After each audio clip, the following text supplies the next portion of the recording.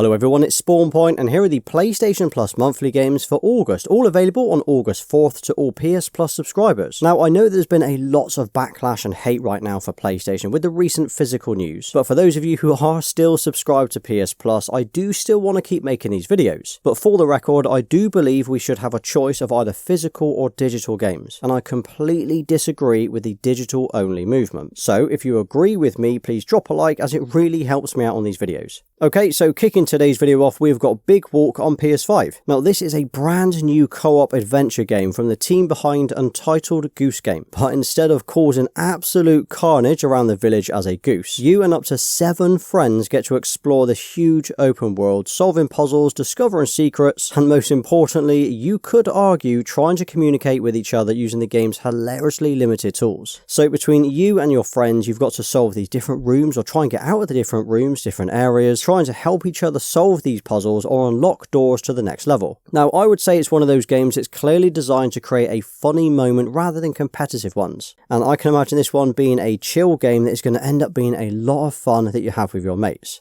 Now, as it's a brand new release, review scores are obviously still coming in and we don't have those yet. But a first playthrough is expected to take about 8 hours depending on how you play. And the platinum details again are still coming in, but looking at the trophy list, I would expect it to be a 3 out of 10 difficulty and probably take you about 15 hours to complete.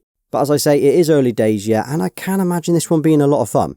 And next up, we've got Dying Light 2 Stay Human on PS4 and PS5. Now, this is Techland's massive open-world zombie action RPG, so this is not a brand new game. Now, I know that we got Dying Light 1 recently on the PS Plus catalogue, but it's great to see that we've got Dying Light 2 with the monthly games instead. So this is where parkour is just as important as brutal and the gory combat. You've got the huge open post-apocalyptic world, which honestly, guys, I'm always a massive sucker for. I absolutely love these type of games. And this is where you're going to end up spending days exploring the city, completing quests and upgrading your character. But once a night falls in, oh damn, do you know what? This is where everything really changes. The infected become more dangerous, look scarier, and simply making it across the rooftops becomes pretty challenging in itself. Now, I have actually played this one before and I had a lot of fun when it first dropped, but for some reason, and I can't think why, I never actually finished it, so this should give me a nudge to get back on the game with a few mates now. Now, as for the game itself, the sequel expands on everything from the original game, but with a much bigger map, more choices that affect the world around you, and 4-player co-op throughout most of the campaign. Review-wise, with this launched on Metacritic with a score of 77, and while the main story takes about 25 hours, for trophy hunters expected to take about 80 to 100 hours and a difficulty of 6 out of 10. Now, I'll be honest, this is probably the headline game today and one of the games that most of you will probably want to play, and that is whether you're looking for a solo or a game with friends, because there is a huge amount of content here with this one.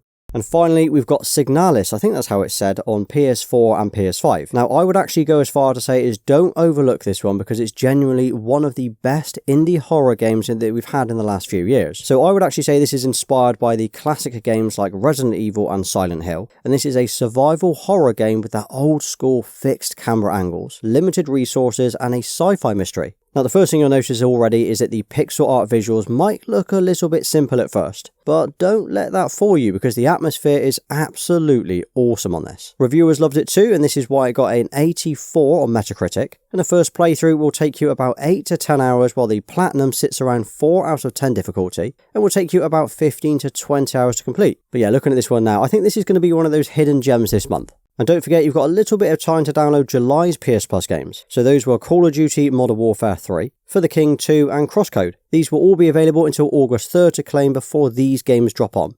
Oh, and another note, if you wanted to hear my take on the recent physical game situation where PlayStation are deciding to drop the physical games in January 2028, I did actually make a full-on dedicated video about this. Well, in fact, I have made 2 dedicated videos about it. Now, the first one I would say is when the news first broke and it was an initial reaction. It was kind of what my initial thoughts were when they announced this. But the second video that I did probably about 7 to 10 days ago now is a deeper dive. It's into the pros and the cons and why I think it's a really bad idea that we're going to go for a digital only future. So if you want something interesting to watch, maybe give that one a watch next. Also, a few days ago, I did the top 10 games to play in August, so all of the new games coming out next month, I kind of handpicked the best ones that I think are worth playing. Otherwise, those were the 3 new games dropping on August 4th for PS Plus. Nothing major, but a few fun games at least, and that's if you're still subscribed to PS Plus, that is. But if you enjoyed today's video, please drop a like, subscribe, and follow me for more.